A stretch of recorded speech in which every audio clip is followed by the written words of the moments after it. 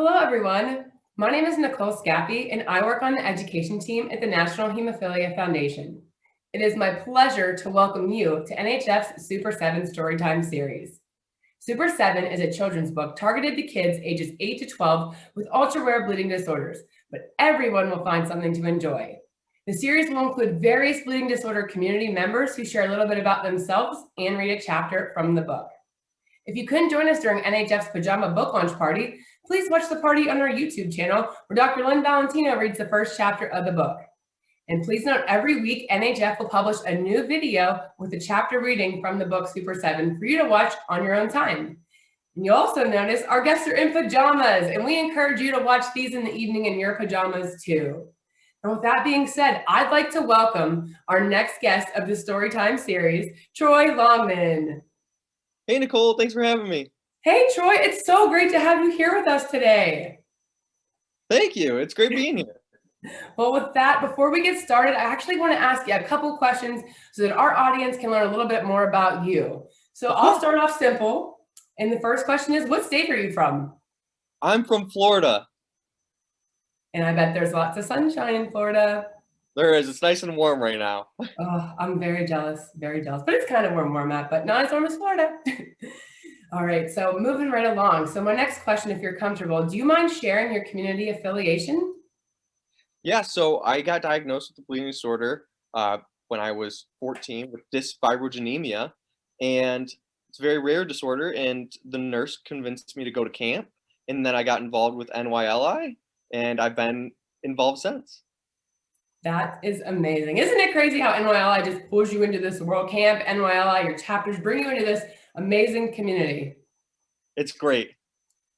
That's fantastic. Well, with that, thanks for sharing, but I'm switching it up again, and I'm going to ask a very important question. What is your favorite food and or snack? Oh, my favorite food has to be pizza. Pizza?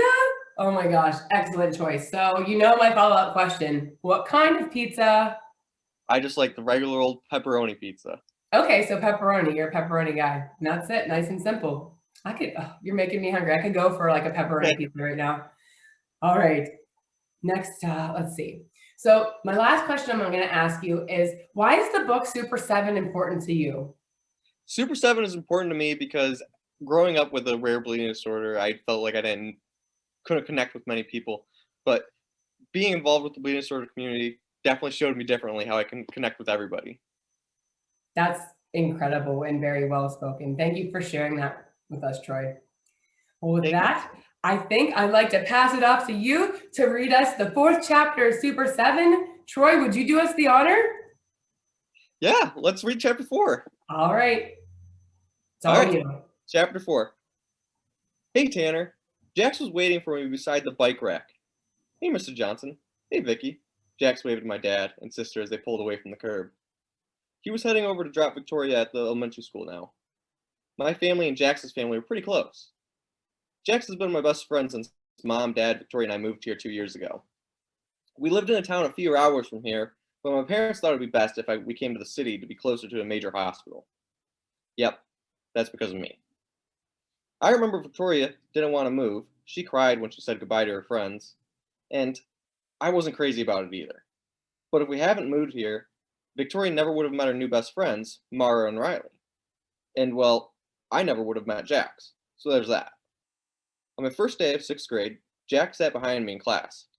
We were arranged alphabetically by last names, and he and I are Johnson and Johnston. A half hour later, he tapped my shoulder, and when I turned around, he had a pencil sticking out of each ear and nostril. Do you have a pencil I could borrow? He asked. I laughed, and the teacher yelled at both of us. That sealed the deal. Hey, Jax, I said as we fist bumped. The bell rang, and we hurried toward the main doors. So you ready to kick some butt on the court later? He asked. You know I am, I said, which wasn't really a lie. I was ready psychologically. Emotionally, just hadn't decided if I was physically ready. You and me both, said Jax. He isn't actually on the basketball team, and he won't actually be on the court during the championship game. He plays trumpet in the band, and they'll be sitting in the bleachers, playing during halftime.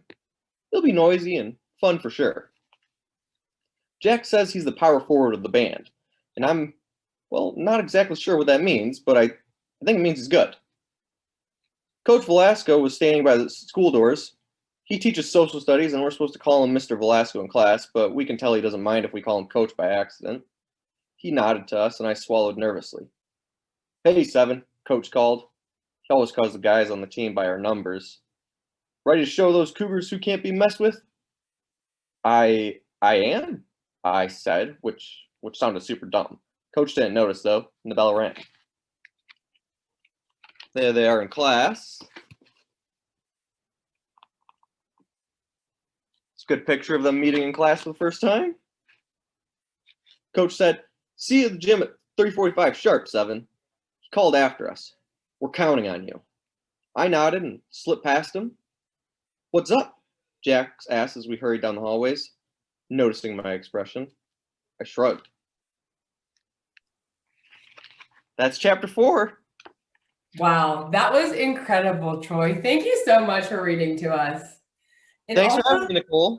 oh, it's a pleasure, Troy. And also, if you're at home and you're curious what will happen next, please join us next week to hear Chapter 5 be read from another bleeding disorder community member. Again, thank you, Troy. That was lovely. And thank you all for tuning in. And we will look forward to seeing you next time. Bye-bye. Bye.